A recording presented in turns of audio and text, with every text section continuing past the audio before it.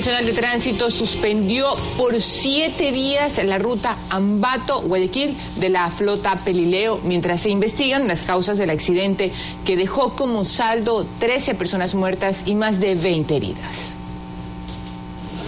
5 días después del accidente que mató a 13 personas y dejó heridas a otras 24, la ANT resolvió iniciar la investigación de las causas que lo motivaron y resolvió. Suspensión provisional por 7 días de la operadora que rige a partir del día de hoy hasta el próximo día miércoles, solo para esta ruta específica. Pero en el resto de rutas seguirá trabajando sin ningún problema y después de 8 días esperan tener recién los resultados de las causas del accidente. Nosotros como federación estamos apoyando toda la iniciativa posible de parte de la ingeniera Paula Carvajal como directora ejecutiva. La sanción vendrá después de los 8 días de investigación que estamos abriendo.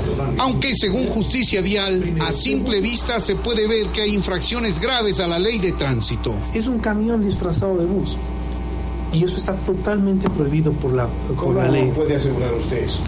Porque el chasis del vehículo no pertenece a un ómnibus, pertenece a la marca de un camión. Durante los 7 días de suspensión de la ruta, las 66 unidades se someterán a un control y también los choferes, pero no saben cuántos son. Bueno, los choferes dependen de la cantidad de la planificación y esta es parte de la información que ellos tienen que remitirnos. De allí que, según Justicia Vial, falta control estatal para reducir los niveles de accidentes de tránsito en el país, cuyas cifras son alarmantes.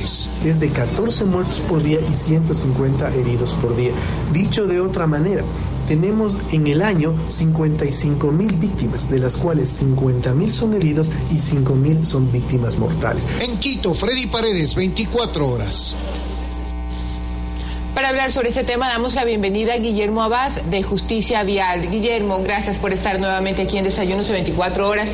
Y nosotros insistimos en algo, independientemente de las causas del último accidente, ¿no?, en Pelileo, ¿por qué razón todavía no tenemos choferes que han sido formados como la ley manda y como el sentido común exige? Buenos días, gracias por la entrevista. Efectivamente, lo que usted acaba de mencionar es muy cierto. Las causas de la siniestralidad vial radican en la falta de educación, en la falta de conciencia y en un irrespeto de un 50% de la ley. Y ese irrespeto a la ley que está dado no solo por los actores de las vías, que son los usuarios de las vías como el peatón, el pasajero, sino también por la propia autoridad, que es el otro actor de la seguridad vial. Pero existe una diferencia entre la responsabilidad del usuario de la vía versus la responsabilidad de la autoridad. La autoridad tiene un mayor grado de responsabilidad porque no solo tiene que cumplir la ley, sino hacer cumplir la ley. Y en esa inobservancia y en ese incumplimiento de la ley es cuando la misma empieza a perder fuerza y da como resultado la gran cantidad de siniestros de tránsito que tenemos. Esto, un ejemplo, la autoridad no ha sabido controlar la emisión de títulos de conducción profesional a través de estos famosos cursos intensivos que no tienen ningún sustento legal, que no tienen ninguna resolución siquiera por parte de la Agencia Nacional de Tránsito para que hayan sido autorizados. ¿Y a qué nos ha llevado estos famosos cursos intensivos? A que se entreguen títulos de conducción profesional al granel. Y para esto pongo un ejemplo que es muy simple. Antes de que entren en vigencia estos cursos intensivos, en un periodo de 12 meses se brevetaban a nivel nacional, es decir, obtenían título de conducción profesional a nivel nacional 13,000 alumnos. Y ahora, con estos cursos intensivos, en el mismo periodo de tiempo, en las mismas escuelas, se brevetan cerca de 60,000 alumnos. Entonces, esa falta de control, esa inobservancia a la ley, es lo que genera que los conductores tomen estas decisiones de violentar la ley y que los siniestros se generen por impericia e imprudencia. Sin duda coincido con usted que una es la responsabilidad de quien hace un oficio y otra es la responsabilidad de quien controla ese oficio.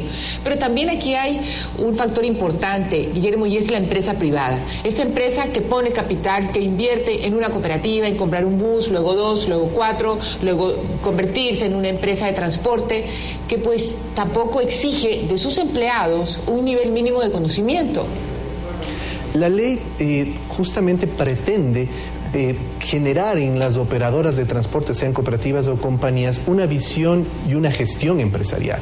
Pero esa visión y esa gestión empresarial se da a través de ciertos mecanismos y herramientas que la propia ley da. Por ejemplo, hasta ahora no se han revertido las rutas y frecuencias del transporte público, que es lo que genera las consabidas competencias en las carreteras. Hay que preguntarse... Eso exactamente, Guillermo, ayúdenos, ¿eso exactamente qué significa?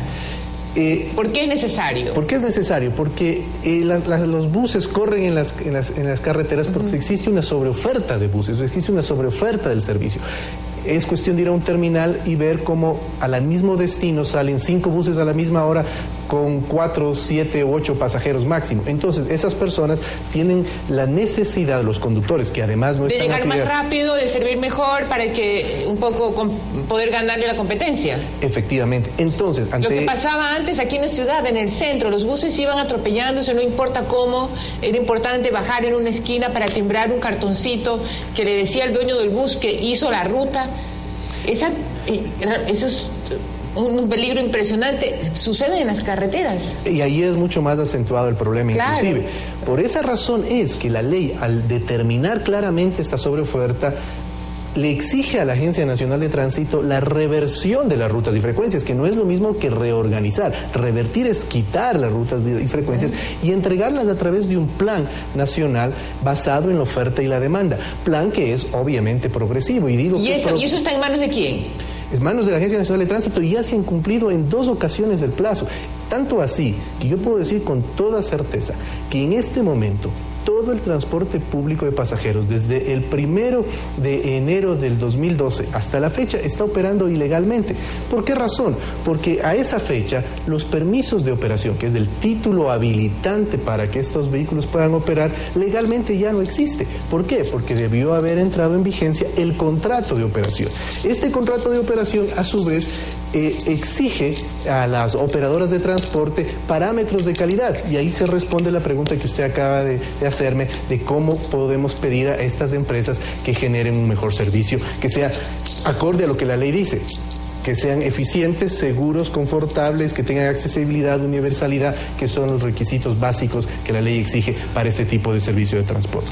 Guillermo, entonces, regresando a este punto de la diferencia entre la responsabilidad de uno y la responsabilidad del otro, quedémonos en la de aquel otro que controla, la Agencia Nacional de Tránsito. Debe haber una sanción para aquel funcionario público que no hace lo que tiene que hacer. En este caso, ¿quién debería llamarle la atención? Aparte, lo que espero que este tema en desayunos y lo que pueda hacer la sociedad civil exija y presione, pero dentro de las competencias del poder público, ¿quién tendría que llamarle la atención a la Agencia de Tránsito, ya que su omisión, su no hacer, está ocasionando más problemas y más muertes?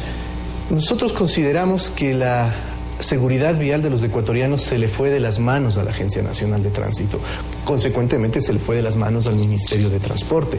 Considero que con estas cifras escalofriantes de 14 muertos por día y 150 heridos por día a causa de siniestros de tránsito, es de vital importancia que la propia Presidencia de la República tome acción sobre estos organismos y les pregunte por qué razón no se ha cumplido la ley. Y las organizaciones ciudadanas tenemos la responsabilidad de demostrar que efectivamente no se cumple con la ley, y tenemos esa capacidad de hacerlo. Permítame poner un ejemplo. Para el 29 de junio del 2011, la ley decía muy claramente que todas las operadoras de transporte público de pasajeros y de bienes debían registrar en la Agencia Nacional de Tránsito los contratos de trabajo de cada uno de sus conductores y empleados, así como las planillas del Seguro Social, de estar al día. Si es que ese requisito no se cumplía, la Agencia Nacional de Tránsito tenía que retirarle el permiso de operación hasta que cumpla con ese requisito.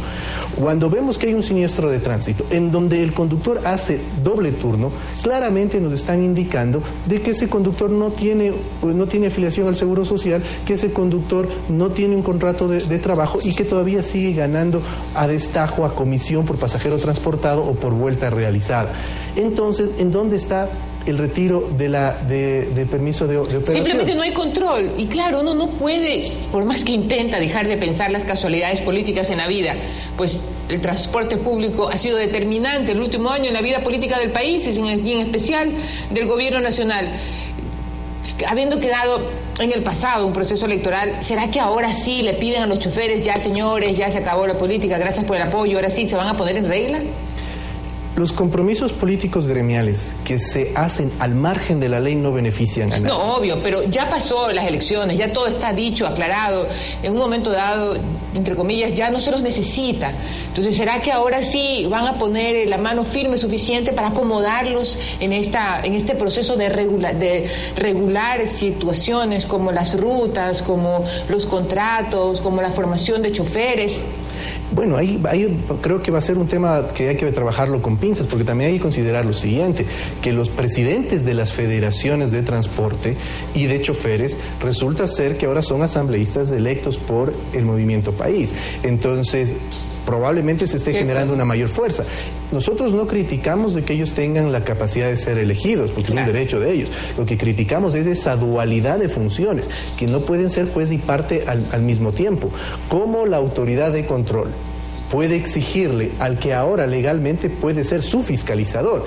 Es decir, veo en la pantalla que está la directora de la Agencia Nacional de Tránsito con el señor Zapata. El señor Zapata es un asambleísta electo y que cuando se posicione como asambleísta tiene la capacidad de fiscalizar a la que le debería controlar.